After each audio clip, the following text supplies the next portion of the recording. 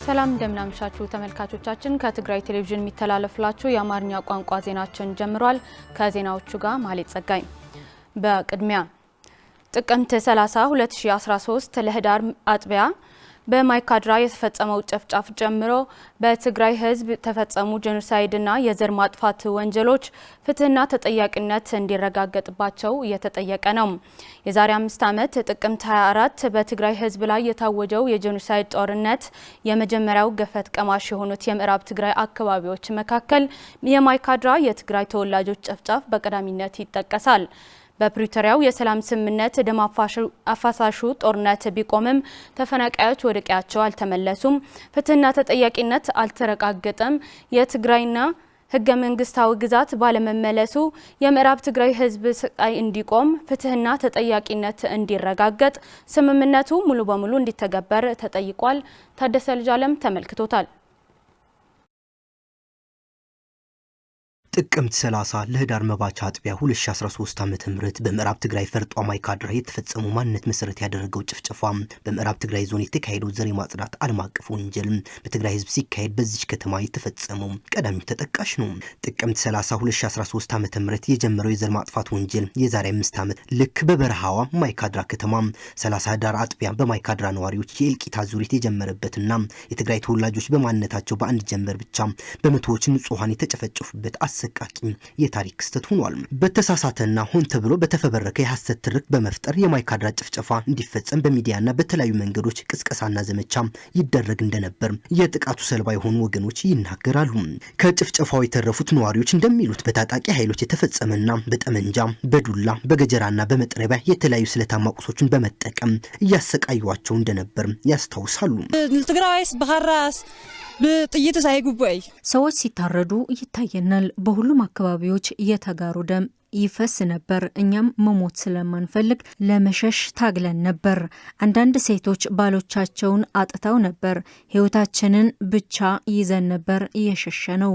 ሀብት ንብረታችንን በሙሉ እዛው ጥለን ነበር የመጣ ነው። ይሄው አሁን በስቃይ ላይ እንገኛለን።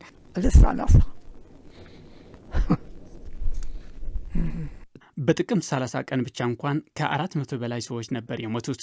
ጥቅምት 30 ምን ያልሆነው ነገር አለ ብለክ ነው? ጠሊ እዩ እንስሳ ነው፣ በግ ፍየል ነው በካራ የሚታረደው። ሰው እንዴት በካራ ልታርደውና ልትዘለዝለው ትችላለህ? ብቻ ኔጋም መሳሪያ አቀባብለው ከባድ ስቃይና መከራ ግፍ ፈጽመውብኝ ነበር።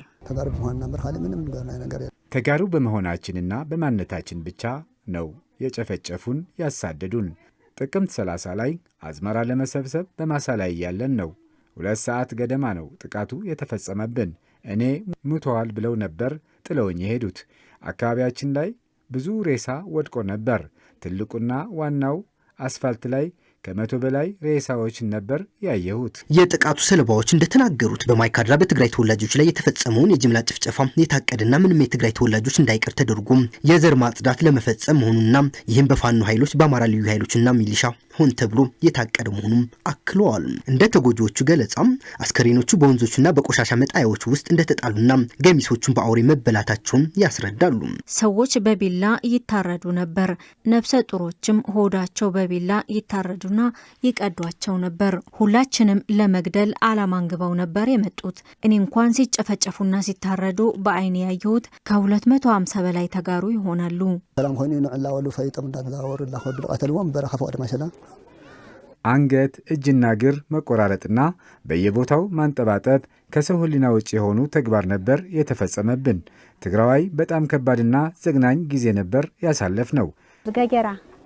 ገጀራና ፋስ ቀቦ የመቃተልዎ ካብ ገዛው ጽየ መንግስት ይውይለ ይትውይል ገጀራና መጥረቢያ ይዘው ከቤት አውጥተው አስፋልት ላይ ዘርግተው ቆራርጠዋቸው ነው የሄዱት። በዓለማት ፍርድ ከፍርዶም ክረኹ በዓለም ፍርድ እንዲያገኝ እጠይቃለሁ። እስካሁን ፍትህና ተጠያቂነት አልተረጋገጠም። አሁን ፍርድ እንዲያገኙ በድጋሚ እጠይቃለሁ። በየትኛውም መንገድ በትግራይ ተወላጆች ላይ የማይካድራ ጭፍጨፋን ጨምሮ ለተፈጸመው ግፍ ጄኖሳይድና የዘር ማጽዳት ወንጀል እንዲሁም ለሌሎች የሰብአዊ መብት ጥሰት ወንጀሎች ዓለም አቀፍ ተጠያቂነት ሊረጋገጥ ይገባል ይላሉ። በተለይም የፕሪቶሪያ የሰላም ስምምነት እንዲፈረም ከፍተኛ ሚና የነበራቸው ዓለም አቀፍ ተቋማትና ሀገራት በስምምነቱ የተካተተው ፍትህና ተጠያቂነት እንዲረጋገጥና ፍትህ እንዲሰፍን ሊሰሩ ይገባል ይላሉ። በየትኛውም ዓለም የሚገኙ የትግራይ ተወላጆች ዓለም አቀፍ ማህበረሰብና ሁሉም የሚመለከታቸው አካላት ህግና ስርዓት እንዲሰፍን፣ ተጎጂዎቹ ካሳ እንዲከፈላቸው፣ ተፈናቃዮች ወደ ቤታቸው እንዲመለሱ፣ የፕሪቶሪያው ስምምነት ተግባራዊ እንዲሆን ሁሉም አካላት በትኩረት ሊሰሩ ይገባልም ብለዋል። አንውሎ ከም ተመዛበልት ምዕራብ ማለት እዩ ቅድሚያት ናይ ውዕል ፕሪቶሪያ ዘሎ መሬትና ግዛእትና ዘሎ ክምለሰልና ኣለና ኢና ንብል። እኛ የምዕራብ ትግራይ ተፈናቃዮች በፕሪቶሪያው ስምምነት መሰረት የትግራይ ግዛታዊ አንድነት እንዲከበርና ወደ ቀያችን እንድትመልሱን ነው ጥያቄያችን የምናቀርበው። ያእኽልና ተኳኾይንልና ሆነና ዓድና ናዕቱ ነብራ መሪርና ምስቲያት ስቃይ ይበቃናል፣ ይበቃችሁ ልንባል ይገባል። ወደ ቀያችን መመለስ እንፈልጋለን። ህይወትና ኑሮ መሮናል። የሚመለከታቸው አካላት እባካችሁ ወደ ቀያችን መልሱን። የኢትዮጵያ እርሻ ኮርፖሬሽን የመቀለ ቅርንጫፍ በሽታን በመቋቋም የተሻለ ምርት መስጠት የሚችሉ የስንዴ ዘር እያስገባ መሆኑን ገለጸ። ኮርፖሬሽኑ ይህንን የገለጸው የተሻሻሉ ምርጥ ዘሮችን ለማለማመድ የሰራቸው ስራዎች በሚመለከታቸው አካላት የመስክ ጉብኝት ባካሄደበት ወቅት ነው። ለበላይ ሽፍራው ዘገባ ፉርቱና ገብሩ። የኢትዮጵያ የእርሻዎች ኮርፖሬሽን የመቀለ ቅርንጫፍ በሰብዓ እንደርታ ወረዳ በሽታን በመቋቋም የተሻለ ምርት መስጠት የሚችሉ አባይ፣ ዳካ፣ ደርሳ የተባሉ የስንዴ ዘር አይነቶች እንዳስገባና ውጤታማ እንደሆነ ገለጸም። አርሶ አደሩ ከዚህ በፊት ሲጠቀማቸው የነበሩ የስንዴ ዘሮች በበሽታና በውሃ እጥረት ምክንያት ምርታቸውን ለመጨመር እንቅፋት እየሆነባቸው መቆየቱን የገለጸው የኢትዮጵያ የእርሻ ኮርፖሬሽን አሁን ባስገባቸው አዳዲስ የስንዴ ዘሮች ተጠቅመው ምርታቸውን እንደሚያሳድጉ አርሶ አደሮቹ ይናገራሉ። አብርሰን ሁለን ማዕረየን ሁሉም መልኩ ሲታይ ተመሳሳይ ነው። ሆኖም አዲስ ዘር የውሃ እጥረት ቶሎ የመድረስና በሽታን የመቋቋም አቅም አለው። ስለዚህ በብዛት ቢመጣልና ለሁሉም አርሶ አደር ቢደርስ የተሻለ ምርት ይታፈሳል። ዳካ፣ ዶርሳ፣ አባይ ምስቶምና ቅድም ሕዝንና ተርልና ሕዚ ዳካ፣ አባያና ዱርሳ ከዚህ በፊት ከነበሩ ዘሮች ጋር ስናወዳድረው ከሕሞዲያ የሚባል በሽታ ነፃ ናቸው። ከሌሎች ተማሳይ በሽታዎችም ነፃ ነው። በመሆኑም አርሶ አደራችን እነኝህን እንዲጠቀምና የተሻለ ምርት እንዲያፈስ የግንዛቤ ስራ እየሰራን ነው። ኮርፖሬሽኑ የትግራይ ግብርናን ለማዘመን የተለያዩ ስራዎች በመስራት ላይ እንደሚገኝና በተለይም ድርቃማና ቆላማ አካባቢ በሽታን በመቋቋም የተሻለ ምርት ሊሰጡ የሚችሉ የዘር አይነቶች ለአርሶ አደሩ ለማዳረስ እየተሰራ መሆኑን የዘር ማብዛት ባለሙያ አቶ ጸጋይ ተክሉ ያስረዳሉ።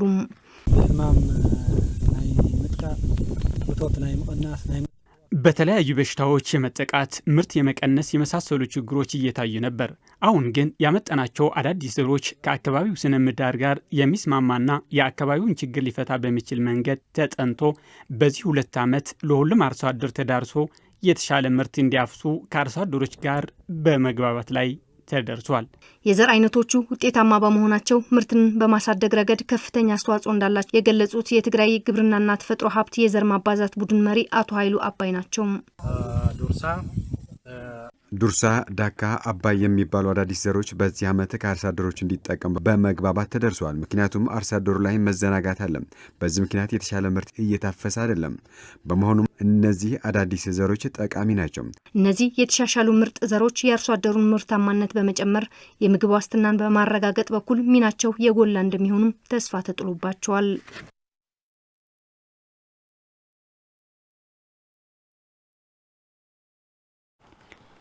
በትግራይ ምስራቃዊ ዞን የብዘት ወረዳ ዳግም ግንባታና መልሶ ማቋቋም ጽሕፈት ቤት በወረዳው በሚገኙ የገጠር ቀበሌዎች ላይ 42 የንጹህ መጠጥ ውሃ ፕሮጀክቶች አገልግሎት እንዲሰጡ ማድረጉን አስታወቀ።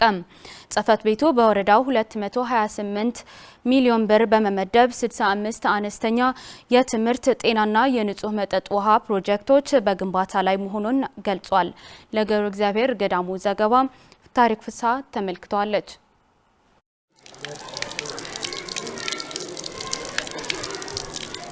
በትግራይ ምስራቃዊ ዞን የብዘት ወረዳ የዳግመ ግንባታና መልሶ ማቋቋም ጽሕፈት ቤት ከ200 ሚሊዮን ብር በላይ በመበጀት በወረዳው ቀበሌዎች 65 አነስተኛ የትምህርት ጤናና የንጹህ መጠጥ ውሃ ፕሮጀክቶች በመገንባት ላይ መሆኑን የወረዳው የዳግመ ግንባታና መልሶ ማቋቋም ጽሕፈት ቤት አስተባባሪ አቶ ጌታቸው ጸጋይ ገልጸዋል። ከነዚህም 47 የውሃ ፕሮጀክቶች መሆናቸውን በመግለጽ 42ቱ ግንባታቸው ተጠናቆ አገልግሎት መስጠት መጀመራቸውንም አክለዋል። አው ወረዳ ብዘት 65 ፕሮጀክት ሰለን በብዘት ወረዳ 65 አነስተኛ ፕሮጀክቶች አሉ። ከነዚህ ደግሞ 13 የትምህርት በጤናው 5 አዳዲስ ፕሮጀክቶች 47 ደግሞ የውሃ ፕሮጀክቶች አሉ። ከነዚህ 47 የውሃ ፕሮጀክቶች መካከል 42ቱ ፕሮጀክቶች ወደ ተጠቃሚዎች ተሸጋግረው አገልግሎት መስጠት ጀምረዋል። በወረዳ ደረጃ ሲታይ ወደ ተጠቃሚዎች ካሸጋገርናቸው 42 አነስተኛ የውሃ ፕሮጀክቶች ከ14000 በላይ ተጠቃሚዎች ንጹህ የመጠጥ ውሃ ማግኘት ችለዋል። የብዘት ወረዳ የዳግመ ግንባታና መልሶ ማቋቋም ጽሕፈት ቤት ፕሮጀክቶች እየሰራባቸው ከሚገኙ ቀበሌዎች መካከል ውህደትና ማይወይኒ ቀበሌዎች ይገኙበታል። የቀበሌዎቹ ነዋሪዎች ታዲያ ወረዳው ንጹህ የመጠጥ ውሃ ጠግኖና ሰርቶ ለማህበረሰቡ አገልግሎት እንዲሰጡ ማድረጉን ችግራችን እንዲቃለል አስችሏል ይላሉ። በጣም ሪጋኔ ነው ማይኬድካው ጥሩ የተረከን ውሃ ለማግኘት በጣም ረጅም ወረፋ ነበር የሚጠብቀን። እንደዛም ሆኖ ንጹህ ውሃ አታገኝም። እኔ ለምሳሌ ከ2 ሰዓታት በላይ ወረፋ ጠብቄ ነበር ውሃ ቀድቼ የምመጣው። አሁን ግን በአቅራቢያችን ንጹህ የመጠጥ ውሃ አግኝተን ብዙም ወረፋ ሳንጠብቅ ውሃ ሞልተን እየተጠቀምን ነው። ዝነበረና የማይ ጸገም ህብረተሰብ በማይ ዝኖሮ ስቃያት የነበረው የውሃ ችግር ማህበረሰቡ የነበረው የውሃ አለማግኘት ስቃይ በጣም ከፍተኛ ነው። በውሃ ወለድ በሽታዎች በርካታ ህጻናት ለህመም ይጋለጡ ነበር። አሁን ይህ የውሃ አገልግሎት ካገኘን በኋላ ግን ውጤታማ ለውጥ አለ። ቤት ትምህርት ማይ በትምህርት በንጹህ የመጠጥ ውሃ ላይ መልካም ስራዎች ነው የተሰሩት። ማህበረሰቡም የተሰሩት የንጹህ የመጠጥ ውሃ ፕሮጀክቶች በጥሩ ሁኔታ እየተጠቀመባቸው ነው። ምክንያቱም እነዚህ የውሃ ፕሮጀክቶች በማጣቱ ምክንያት ብዙ ተሰቃይቶ ነበር። እናቶች የ3 እና 4 ሰዓታት ጊዜ ፈጅቶባቸው በርቀት ምክንያት ውሃ ለመቅዳት ተቸግረው አልፈዋል። በዚህ ምክንያትም ልጆቻቸውን በስርዓቱ ለማስተማር ይቸገሩ ነበር። ንጽህናው ያልተጠበቀ ውሃ በመሆኑ በቀላሉ ለውሃ ወለድ በሽታዎች እንጋለጥ ነበር። አሁን ግን አቅርቦቱ ስለተገኘና ንጹህ የውሃ መጠጥ ተጠቃሚ በመሆናችን ችግራችን እየተቀረፈ ነው። በሌሎች ቀበሌዎች ይህንን እድል ያላገኙ የህብረተሰብ ክፍሎች በመኖራቸው ተጠቃሚ እንዲሆኑ በቀጣይነት ይሰራ ዘንድም ነዋሪዎቹ ጠይቀዋል። የብዘት ወረዳ ዳግመ ግንባታና መልሶ ማቋቋም ጽሕፈት ቤት ከያዛቸው 13 ፕሮጀክቶች ወደ ተጠቃሚዎች ለማሸጋገር እየሰራ መሆኑንም ለማወቅ ተችሏል።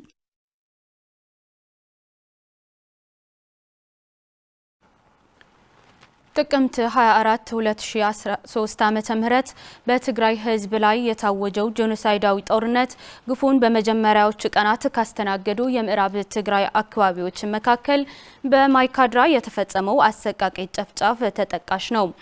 ወደ ኋላ ተመልሰን ከ5 ዓመት በፊት በምዕራብ ትግራይ ማይካድራ በአንድ ጀመር ከ400 በላይ ንጹሃን የትግራይ ተወላጆች በማንነታቸው ብቻ በግፉ የተጨፈጨፉበት ዕለት ናት። በማይካድራ ህዝብ ላይ የተፈጸመው ዘግናኝ ጨፍጫፍ ለግፉ ሰለባ ወገኖች ብሎም ለመላ የትግራይ ህዝብ ጥቁሩን ጠባሳ ጥሎ ያለፈ መጥፎ ድርጊት ሆኖ አልፏል። መዓዛ መኮንን ተከታዩ ትንታኔ ይዛለች።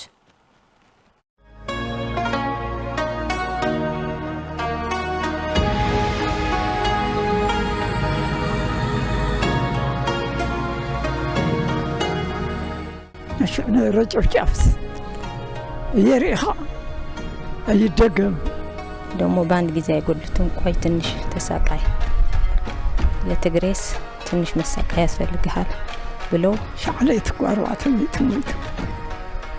ሻዕለይት ለሳላስ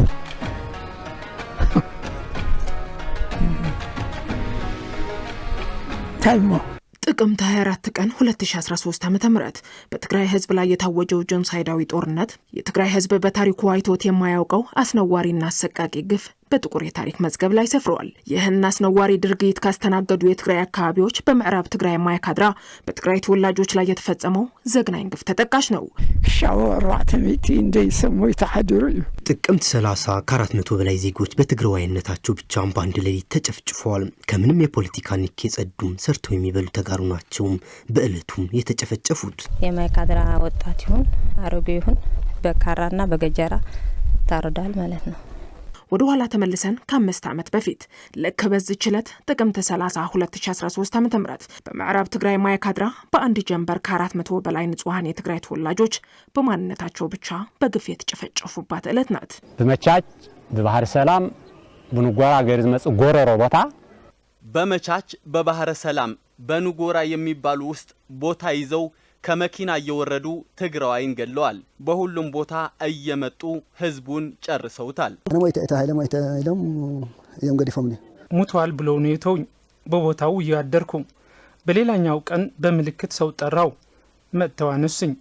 ሕክምናም አላገኘው። አካባቢው ከላይ እስከ ታች የትግራዋይ ሬሳ ብቻ ነው የነበረው። ወራሪ ኃይሎች በማይካድራ ህዝብ ላይ የፈጸሙት ዘግናኝ ግፍ ለግፉ ሰለባ የሆኑ ወገኖችን ጨምሮ ለመላ የትግራይ ህዝብም ጥቁር ጠባሳን ጥሎ ያለፈ መጥፎ ድርጊት ነው። በግፍ የተጨፈጨፈው የማይካድራ ህዝብ መጨፍጨፉ ብቻ ሳይሆን ተገድለው አስክሬናቸው እንዳይነሳ በወራሪዎች ትዕዛዝ ተሰጥቶ በአራዊት ተበልተው በወጉ የቀብር ስነ ስርዓት እንኳን አልተፈጸመላቸውም። ያመለጣ አምልጧል። ትልቅ ሆኖ ምናምን ያልወጣ ደግሞ ከቤት እየጎተቱ በካራና በገጀራ በሻሪያ ላይ ያወጡ ሲጨፈጭፉ አይቻለሁ። ጓንት ገይሮም ትራክተር ተቃርብ ለብስራ ሰርከው ጓንት አድርገው በትራክተር እየወሰዱ ጉድጓድ ላይ ይጥሏቸዋል። ሌሎች ደግሞ እንዳትቀብሩ ብለው እዛው ያሉ በእሳት ያቃጥሏቸዋል። በመጨረሻም አጥንታቸው ብቻ ሲቀር ልቀሙት ይሉናል። የማይካድራው ጭፍጨፋ ህፃን፣ አዋቂ፣ ወጣት፣ ሴት፣ ሽማግሌ ሳይል ባልፈጸመው በደል መርጦ እንደተወለደ በማንነቱ ብቻ በገጀራ ተጨፍጭፏል። የዚህ ግፍ ሰለባ ሆነው ከሞት አምልጠው አሁን ላይ ከሞተ በላይ በህይወት ካለው በታች ሆነው በመጠለያ ካምፕ ያገኘናቸው አቶ ጉዕሻ ሰፋና ወይዘሮ ካሕሱ ብርሃኑ የማይካድራ ህዝብ የደረሰበት ግፍ ዘግናኝ ከመሆኑ የተነሳ በማንም ላይ ድረስ ሲሉ ስሜታቸውን እንዲገልጻሉ። በፋስ ይተየለን ቤቴ ላይ ገብተው በመጥረቢያ ወገቤን ነው የመታኝ። ወዲያው ነበር ወደ ኋላ ወደቅኩት። ሌሎች ወታደሮችም ስለነበሩ በወደቅኩበት በየተራም አንዱ እግሬ ሌላኛው እጆችን እየረገጡ ደበደቡኝ። ከሁሉም በላይ ግን የተሰማኝ አፍንጫዬን መተውኝ። አሁን ላይ ለመናፈጥም ቢሆን በጣም ተቸግሬያለሁ እና ይህ ሁሉ ድብደባ ከደረሰብኝ በኋላ ሙቷል ብለው ጥለውኝ ሄዱ። አንተ ጨርሰኝ ሲለው ማለት ነው የተመታው ሰው ጋና ቆይ ትንሽ ቆይ ያሉት በፀሐይ ተጥሎ ተጨፍጭፎ ታርዶና በማይካድራን ጨምሮ ምዕራብ ትግራይ የተፈጸመው ጆኖሳይዳዊ ጦርነት የተጨፈጨፈው ትግራዋይ ሆኖ ሳለ በትግራይ ህዝብ ቁስል ላይ ጨው በመነስነስ የትግራይ ህዝብ ተበዳይ ሆኖ እንደበዳይ የተቆጠረበትና በግፍ ላይ ግፍ የተፈጸመበት ወቅት ነበር። ልሞተ ደማ ሸቃላይ ትግራዋይ ልሞት ሰርቶ የሚበላ ትግራዋይ ነው የሞተው። በማይካድራ የተፈጸመው ግፍ በጣም ዘግናኝ ነው። እኔ የእድሜ ባለጸጋ ሽማግሌ ነኝ። ያየሁት ነው የምናገረው። በማይካድራ የተጨፈጨፈው ትግራዋይ ነው። የተፈጸመው ግፍ ከትግራይ አልፎም ዓለምን ያስደነገጠ ድርጊት በመሆኑ የተለያዩ ዓለም አቀፍ ሚዲያዎች ሳይቀር ግፉን ለዓለም ማህበረሰብ ያሳወቁበትና ያሳዩበት ክስተትም ነበር። Father, mother, children, grandchildren, great-grandchildren, relatives, neighbors, all crowded into one tent. They're among the latest Ethiopian refugees to cross the border into Sudan. The Dansha mayor, he kept telling us that we need to move, that we don't belong to stay here. በማይካድራ በነበረው ጭፍጨፋ ለማምለጥ እግሬ አውጭኝ ብሎ ያመለጠው ትግራዋይ ቤቱ ይቁጠረው። አራት ሴት ያልጠነከረ ጨቅላ ህፃንን ይዛ ተከዜ ወንዝን ተሻግራለች። የ70ና የ80 ዕድሜ ባለጸጋ በማረፊያቸው ሰዓት ለስደትና ለመፈናቀል ተዳርገው ይኸው ድፍን 5 ዓመታት ያለ መጠለያ ያለ ሰብአዊ እርዳታ ጠያቂ አጥተው በሱዳንና በትግራይ የተለያዩ አካባቢዎች በየመጠለያ ጣቢያው ክረምት ሲመጣ የጎርፍ ናዳ ላያቸው ላይ እየወረደ በበጋው ወቅትም የብርድና የፀሐይ ሰለባ ሆነው በተቀደደ ሽራ ህይወትን እንደነገሩ እየገፏት ይገኛሉ። ጽገም ደዓ ታክጹ ወይ አሁን እያለፍንበት ያለው ህይወት ለማውራትም አይመችም። በመከራ ውስጥ ነው ያለፍነው። በተለይም ያለፈው ክረምት የተጠለንበት ሸራ ተቀዶ ላያችን ላይ የዝናብ ናዳ እየወረደ በዛ ላይ ረሃብ አለና የትግራይ ህዝብ እያሳለፈ ያለው መከራ ከባድ ነው። ካለው በታች ከሞተው በላይ የሆነ ህይወት ነው እየገፋን ያለ ነው። የሰው ልጅ እንደዚህ ኬንዳ ቤት ተሰርቶ ለ5 ዓመት አይቀመጥም። ሁመራ ይሄ በቃ የበግና የዶሮ ስፍራ ነው የነበረ። ይሄ ሰው አይኖርበትም ማለት ነው። አሁን ግን 5 ዓመት አየሽ ከእንደ 5 ዓመት መቀመጥ ማለት በብርድና በፀሐይ ቀን ሲሆን ፀሐይ ነው ሙቀት፣ ሌሊትም ብርድ። በቃ አሁን ደግሞ አስቸጋሪ ሆኖ ነው ያለ። ጅብ አለ፣ ህፃኖች ይዘን ራብም አለ። በቃ ከ3 ዓመታት በፊት ጥቅምት 24 2015 ዓ.ም የተለያዩ ዓለም አቀፍ አደራዳሪ አካላት በተገኙበት በደቡብ አፍሪካ ፕሪቶሪያ ከተማ በሁለቱም ወገኖች የተፈረመው የሰላም ስምምነት ከያዛቸው ቁልፍ ጉዳዮች መካከል ተፈናቃዮች ደህንነታቸው በተጠበቀ መልኩ ወደ ቀያቸው መመለስ፣ የትግራይ ግዛታዊ አንድነት ማረጋገጥ ብሎም በትግራይ የተፈጸመውን ወንጀል ፍትህ እንዲረጋገጥ የሚሉ ቁልፍ ጉዳዮች ናቸው። እነዚህ ቁልፍ ጉዳዮች በአፋጣኝ ይፈታሉ ተብሎ ከፍተኛ ተስፋ በትግራይ ህዝብ ዘንድ ተጥሎ የነበረ ቢሆንም እንኳን እስካሁን ግን እነዚህ ጉዳዮች ምንም አይነት እንቅስቃሴ ሳይታዩባቸው የውሃ ሽታ ሆነው በመቅረት ተፈናቃይ ወገኖች ብሎም የትግራይ ህዝብ ተስፋ ማስቆርጦታል። የፕሪቶሪያው ስምምነት አለመተግበሩ የትግራይ ህዝብ ከጊዜ ወደ ጊዜ ለከፍተኛ ማህበራዊ፣ ኢኮኖሚያዊና ስነልቦና ቀውስም ዳርጎት ይገኛል።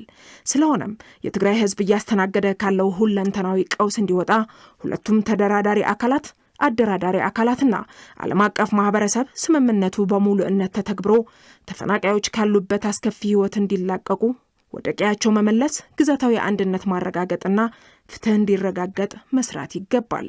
ናይ ግድን ከሰሱ በትግራይ ህዝብ ላይ ግፍ የፈጸሙ ወንጀለኞች ፍርድ ሊያገኙ ይገባል። የጠፋው የሰው ህይወትና ንብረት ቀላል እኮ አይደለም እና ፍርድ ሊሰጥ ይገባል። ሀገራችን እንድንመለስ የዓለም